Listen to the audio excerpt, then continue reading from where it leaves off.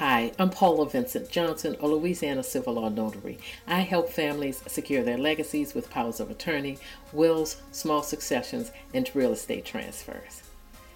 Believe it or not, I'm sometimes asked this question: are powers of attorney good after somebody dies? The quick answer is no, they are not. A power of attorney is a written document whereby one person authorizes another person to act for them. It's actually a contract between the principal, the person granting authority, and the agent, the person accepting that authority. If you're the principal, the agent is someone you choose to take care of things for you in your absence, whether that absence is a physical absence because you're out of town or you're just not able to be in a certain place at a certain time, or whether that absence is due to a mental disability or incapacity, meaning you don't have the ability to consistently make reasonable decisions regarding your affairs. So think about it. Once a person dies, they are no longer able to act, right? They can't buy, sell a car or a piece of property or conduct any business with anybody for anything. So it makes sense that if the principal can't act because they're deceased, then the agent can't act either. Powers of attorney are only good during the principal's lifetime. All powers of attorney terminate at death.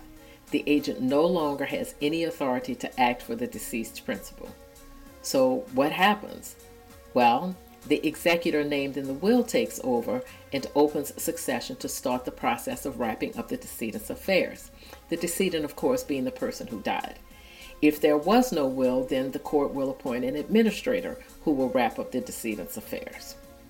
Now, the executor could be the same person as the agent, but they would no longer be functioning on behalf of a live person under the power of attorney. They would be functioning in their role as an executor on behalf of the decedent's estate. Now, if the agent and the executor are two different people, then again, the agent no longer has any authority. The other person, the executor, now has the authority according to the will. So let me give you a quick example. Let's say Mary Bailey has a son, Pete, and a daughter, Janie. Mrs. Bailey thinks that her daughter is the best person to help her manage everything while she's alive.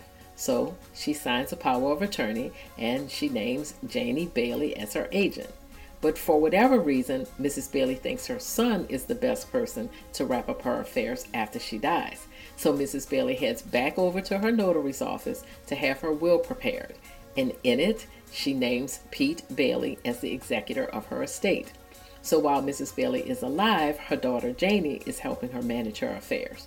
But after Mrs. Bailey dies, her son Pete will take over and manage her estate during the succession. Just remember, the agent only has authority to act for the principal during the principal's lifetime. After the principal dies, the executor takes over to handle the estate of the decedent. If you want to know more about powers of attorney, then check out the links in the description below. You can view my online calendar to schedule a consultation on a date and at a time that's convenient for you. Listen, it's worth it to schedule the consultation. I'll listen to your concerns and goals, answer all of your questions, and we'll talk. If we discover that I'm not able to help you as a notary public, I'll still give you information and guidance on how you can proceed. If you haven't already done so, please like this video, subscribe to this channel, and don't forget to click the bell so that you know when new information is available. When you connect with me, whether that's through my website, Facebook, Twitter, YouTube, or a consultation, I promise you'll learn something. I appreciate you. Thank you so much for watching. I'm Paula Vincent Johnson. Come back to see me next week.